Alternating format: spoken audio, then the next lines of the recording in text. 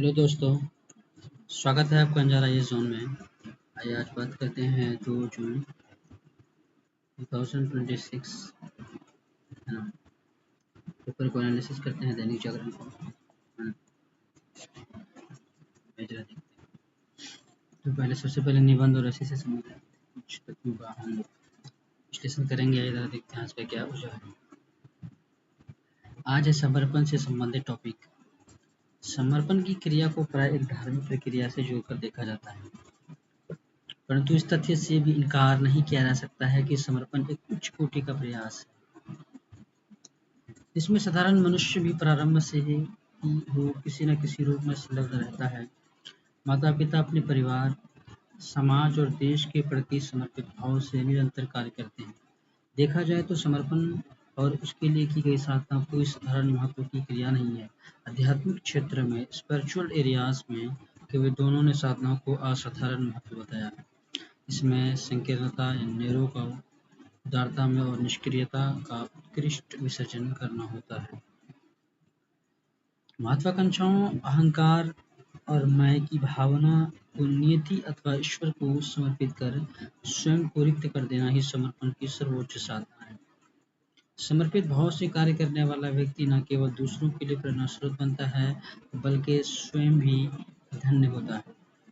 ईश्वर अपने औदार्य और दानशीलता से समस्त जीव जगत और निर्जीव प्रकृति को निस्वार्थ भाव से अनुग्रहित करता है। इसलिए हमें भी भले ही सर्वोच्च स्तर पर नहीं, किंतु पर्याप्त मात्रा में समर्पण का भाव अवश्य रखना चाहिए। ये भाव हमें आंतरिक रूप से सशक्त बनाता है, हमें मजबूत बनाता है, प्रबल बनाता है।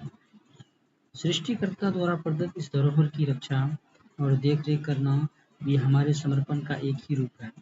यह सर्वविदित है कि प्रकृति की उपेक्षा संसार को विनाश की ओर ले जा सकती है। इसलिए हम सभी का कर्तव्य है कि अपनी स्वार्थ प्रवृत्तियों पर नियंत्रण रखते हुए ईश्वर द्वारा प्रदान की गई संपदाओं, जल, वायु, हरियाली और प्रकृति के अन्य उपहारों के प्रति समर्पण और संरक्षण कंजर्वेशन का भाव रखें। ये समर्पण एक श्रेष्ठ साधना है जो मनुष्य को अपराध, क्रोध और ग्लानि से मुक्त करने की सुंदर एवं सुनियोजित माध्यम बना सकती है। इसके परिणाम स्वरूप न केवल व्यक्ति का आंतरिक विकास होगा, बल्कि मानवता का सम्मान और गौरव भी बढ़ेगा। तो समर्पण से संबंधित था। आइए आज देखते हैं उसका टॉपिक क्या है। देखिए जो 72 72वीं जो यूपीएससी होने वाली है, 72nd जो यूपीएससी होने वाली है, कब होने वाली है? जुलाई में। तो इसकी परीक्षाओं के बारे में कुछ दिया गया है, देखते हैं। 44,000 अधिक आवेदन मिले हैं लास्ट टाइम। बिहार लोक सेवा आयोग UPSC, Bihar public service commission एकीकृत इंटीग्रेटेड 72 संयुक्त प्रारंभिक प्रतियोगिता परीक्षा के लिए आवेदन का निर्धारित तिथि के दौरान 5,15,000 आवेदन प्राप्त हुए। संख्या एकीकृत 71वीं संयुक्त प्रतियोगिता परीक्षा के लिए प्राप्त आवेदन से 44,000 अधिक है। पिछली परीक्षा के लिए 4,71,000 आवेदन प्राप्त हुए थे। आयोग ने विज्ञप्ति जारी कर बताया है कि 30 मई को 90,000 और 180 तथा अंतिम तिथि 31 मई को 91,630 अभ्यर्थियों ने आवेदन किया। अंतिम 2 दिनों में आवेदन प्राप्त होने की दर प्रति घंटा 4,000 थी। पर आवर की तादाद 4,000। परीक्षा कैलेंडर के अनुसार 72वीं परीक्षा 26 जुलाई को राज्य के विभिन्न केंद्रों पर आयोजित की जाएगी।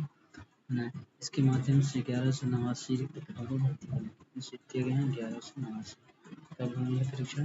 26 जुलाई को होने वाली है परीक्षा। रजिस्टर्ड पीसीएस है, बिहार पुलिस सर्विस कमीशन है। ये जरा देखते हैं, कोई प्रोफेसर अगर कभी कुछ लिखे तो उस पर जरूर उसको रीड करना चाहिए। बहुत ही हमेशा भाषा फॉर्मूला सर्वसमावेशी किसी भाषा को थोपने की कोशिश नहीं शास्त्री है। तो जरा देखते हैं क्योंकि बहुत इम्पोर्टेंट है, बार बार आते हैं क्या चीज बोल रहा है। भारतीय भाषा समिति के अध्यक्ष प्रोफेसर चून कृष्ण शास्त्री ने राष्ट्रीय शिक्षा नीति के तहत नेशनल एजुकेशन पॉलिसी के तहत किए गए चाहे त्रिभाषा फॉर्मूला को लेकर व्याप्त आशंकाओं को निराधार बताया। उन्होंने स्पष्ट किया है कि यह व्यवस्था किसी राज्य या समुदाय पर कोई भाषा थोपने का प्रयास नहीं है। उनका कहना है कि त्रिभाषा फॉर्मूला भारत की भाषा विविधता लैंग्वेज डाइवर्सिटी को सशक्त बनाने और विद्यार्थी को बहुभाषी बनाने की दिशा में एक महत्वपूर्ण कदम है। पद्मश्री प्रोफेसर चमू कृष्ण शास्त्री सोमवार को एक दैनिक जागरण के नोएडा कार्यालय में जागरण विमर्श के दौरान त्रिभाषा फॉर्मूले को लेकर प्रश्नों का उत्तर दे रहे थे। उन्होंने कहा कि भारत जैसे बहुभाषी देश के विभिन्न भाषाओं के समान अवसर और सम्मान मिलना चाहिए। एनईपी न्यू एजुकेशन पॉलिसी 2020 इस सोच को आगे बढ़ाती है। त्रिभाषा फॉर्मूला कोई नई व्यवस्था नहीं है, ये पहले भी लागू रहा है। देश के अनेक विद्यालयों में छात्र हिंदी, अंग्रेजी और तमिल, कन्नड़, फ्रेंच और जर्मनी जैसी भाषाओं का अध्ययन करते रहे हैं। त्रिभाषा फॉर्मूला पहली बार वर्ष 1968 में लागू किया गया था, 1967 में।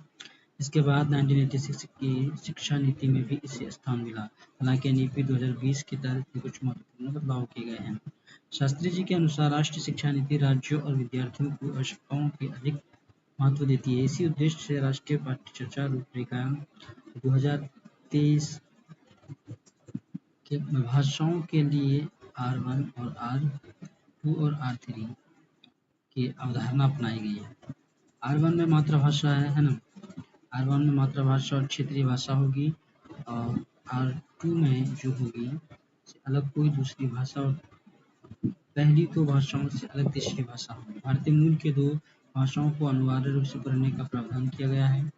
छठी से 10वीं कक्षा के विद्यार्थी को 3 भाषाओं का अध्ययन कराना होगा। तमिलनाडु के त्रिभाषा फॉर्मूला के विरोध को लेकर पीछे पूछे गए सवाल पर शास्त्री जी ने कहा कि वहां इसका विरोध मुख्य रूप से राजनीतिक स्तर पर देखने को मिलता है।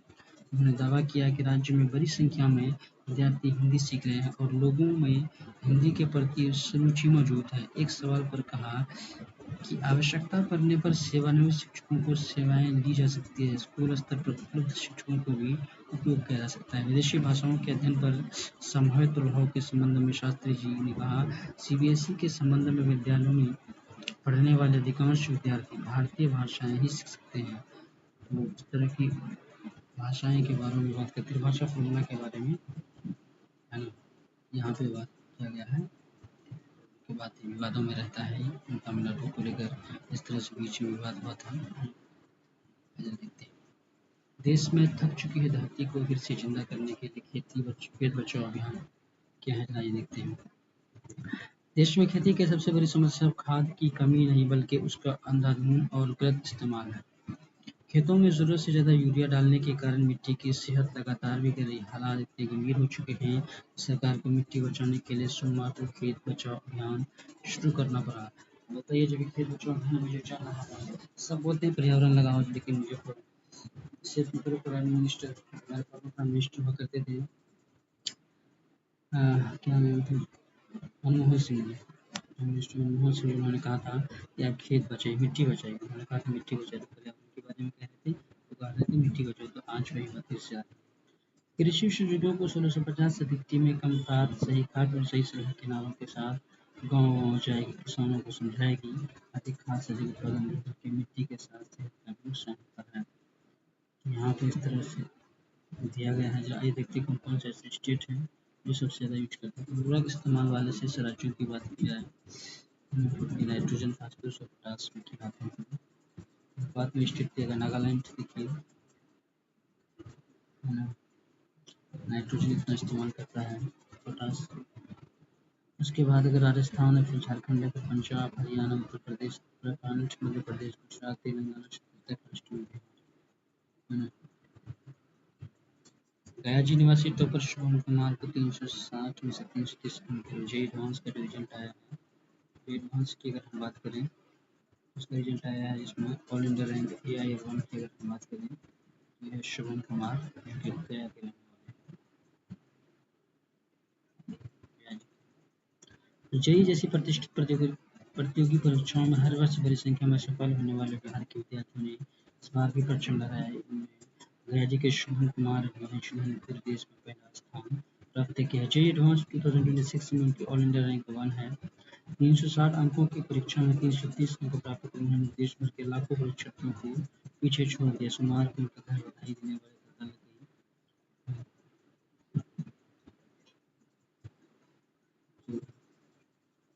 जेईई मेन में भी 100 परसेंटाइल मिला था, 2 वर्ष पूर्व से कर रही थी तैयारी, है ना। ये लोग कोटा से तैयारी की है, देखिए देख सकते हैं, इसको दिया हुआ है। भारत और ओमान के बीच हुआ व्यापार समझौता, ट्रेड एग्रीमेंट के बारे में विस्तार से देखते हैं। GS3 की दृष्टि से आप देख सकते हैं, FTA होता है, बहुत जगह फ्री ट्रेड एग्रीमेंट है, देशों के बीच में किया गया है। जरा ओमान के साथ क्या मामला है? अब 99% भारतीय उत्पाद इंडियन प्रोडक्ट ओमान के बिना शुल्क भेजे जा सकेंगे। पहले दिन 10 खेप रवाना की गई है। भारत और ओमान के बीच व्यापक आर्थिक भागीदारी समझौता CEPA comprehensive economic partnership agreement सोमवार को 1 जून से लागू हो गया है। इस समझौते पर दोनों देशों ने 18 दिसंबर 2025 को हस्ताक्षर किए थे। पहले ही दिन देश के विभिन्न बंदरगाहों से शून्य शुल्क पर ओमान के लिए निर्यात की 10 खेप रवाना हुई। अमेरिका के बाद ओमान के साथ द्विपक्षीय बायलैटरल एग्रीमेंट करने वाला भारत दूसरा देश बन गया। वाणिज्य एवं उद्योग मंत्री पीयूष गोयल ने कहा है कि ओमान के साथ CEPA होने से खाड़ी के विभिन्न देशों के साथ पूर्वी अफ्रीका के देशों को भी भारतीय सामान से आसानी से भेजा जा सकेगा। कृषि से लेकर MSME और युवाओं को इस समझौते में विशेष रूप से लाभ मिलेगा। तो इस तरह की बातें की गई है। 50% करने की उम्मीद है।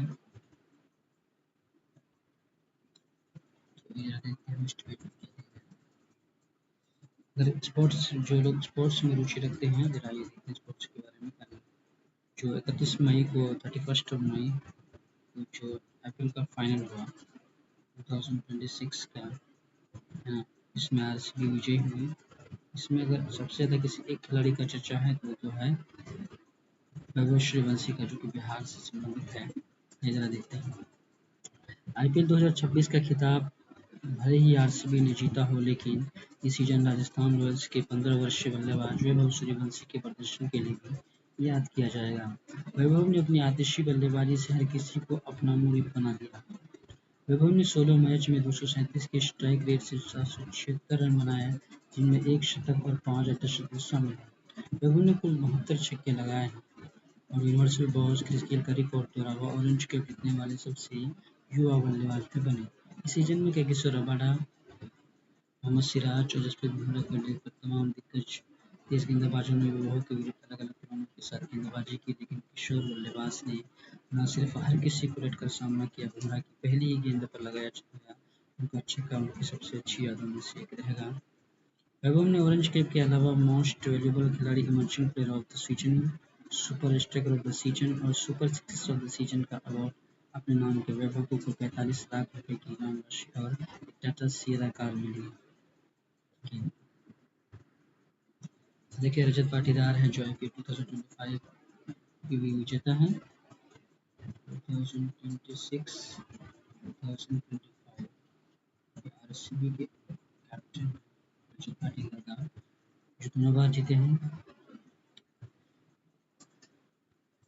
पिछली बार जुलूस में है ना, जिसमें बहुत सारे लोगों की मौत हो गई थी।